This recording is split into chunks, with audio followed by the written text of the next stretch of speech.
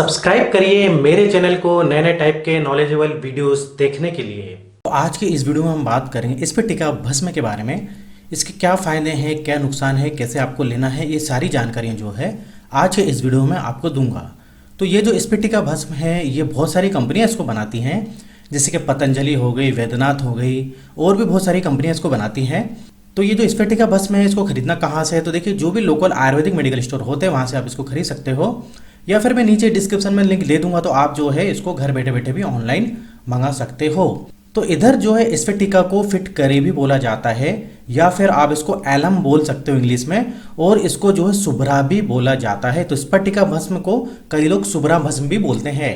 अब इसके इंग्रेडिएंट के बारे में बात करें, ये किन किन इंग्रेडिएंट से बनाई गई जो है ये मेडिसिन है या फिर भस्म है, तो देखिए इसमें मेन इंग्रेडिएंट है फिटकरी, जिसको स्फटिका बोला जाता है, और इसको जो है शुद्ध करके जो है मेडिसिन बनाई जाती है।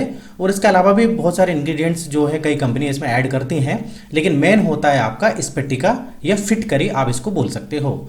अब देखिए इसके बेनिफिट के बारे में बात करते हैं। तो अगर आपको कफ है जिसमें म्यूकस होता है, जिसमें बलगम हम बोलते हैं, बलगम वाली अगर खांसी है तो उसमें आप ही ले सकते हो, आपको काफ़ी फ़ायदा मिलेगा। यहाँ तक अगर आपको ड्राई कफ है, अगर ड्राई वाली खांसी, सूखी खांसी चलती है, तो उसमें भी जो है ये फ़ायदा करती है। हालांकि अगर बलगम वाली खांसी है तो उसमें काफ़ी फ़ायदा मिलता है, कई लोगों को फ़ायदा मिला इससे। और अगर आपको सांस लेने में तकलीफ होती है, अस्थमा के पेशेंट है, तो उस कंडीशन में भी आप इसको ले सकते हो। या फिर आपको विटिलिगो की बीमारी है, जिसमें के जो है सफ़ेद सफ़ेद पैचेस हो जाते हैं स्किन में, वाइट वाइट, तो उसमें आप इसको ले सकते हो। और अगर आपको हर्पीस है या फिर आपको ब्लीडिंग होती है, तो देखिए ब्लीडिंग जो है जैसे लेडीज़ होती हैं, तो लेडीज़ लोगों की पीरियड के दौरान जो है हेवी ब्लीडिंग होती है, तो उस कंडीशन में ले सकती हैं। या फिर इसके अलावा आपको खून की उल्टी होती है तो उसमें भी ले सकते हो, या फिर नाक से खून निकलता है तो उस कंडीशन में भी ले सकते हो। मतलब शरीर में कहीं पर भी ब्लीडिंग होगी तो उसमें आप इसको ले सकते हो। इसके अलावा अगर आपको पेट का अल्सर है या मुंह का अल्सर है तो उसमें भी फ़ायदा करती है। इसके अलावा अगर आपके पेट में दर्द रहता है तो उस कंडीशन में भी आप इसको ले सकते हो। और अगर आपको निमोनिया है, या फिर आपके कमर में दर्द होता है, या आपको कोई स्किन डिजीज़ है, कोई चर्म रोग है, तो उस कंडीशन में भी आप इसको ले सकते हो। तो देखिए चर्म रोग में जैसे कि खुजली हो गया, और कई बार देखिए आप रेडिश पैचेस हो जाते हैं, लाल लाल धब्बे या जो है स्नेक टाइप पैचेस हो जाते हैं, तो उस कंडीशन में ये आपके लिए काफ़ी फायदेमंद हो सकती है।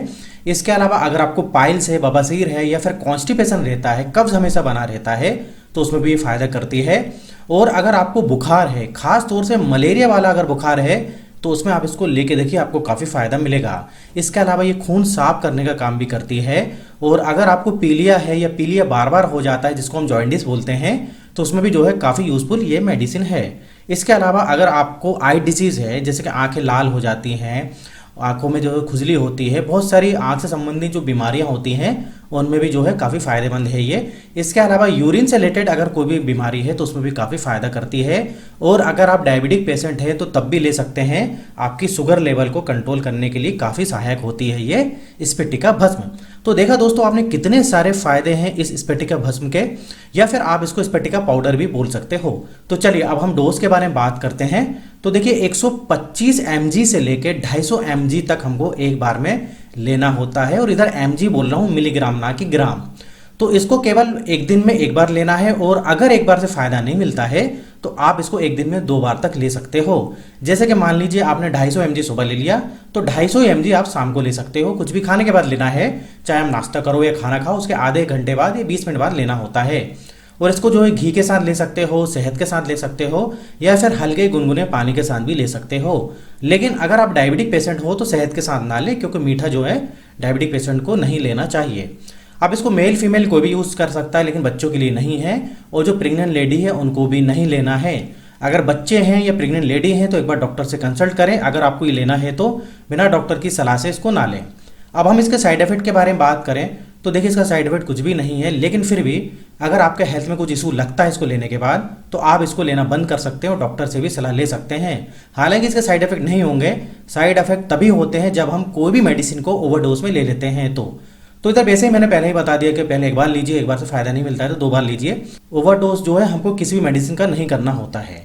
आप कोई दूसरी मेडिसिन अगर पहले से चल रही है तो उसके साथ इसको ले सकते हैं या नहीं, तो बिल्कुल ले सकते हो। कोई भी आपकी मेडिसिन चल रही है, कोई बंद करने की ज़रूरत नहीं है, बस टाइम का डिफरेंस रखिएगा। मान लीजिए आपने कोई भी मेडिसिन ली तो उसके जो 4 घंटे बाद इसको आप ले सकते हो। और इसके अलावा रिजल्ट कब तक मिलेगा, तो देखिए रिजल्ट जो है कम से कम 1 से 2 महीना लेके देखना पड़ेगा।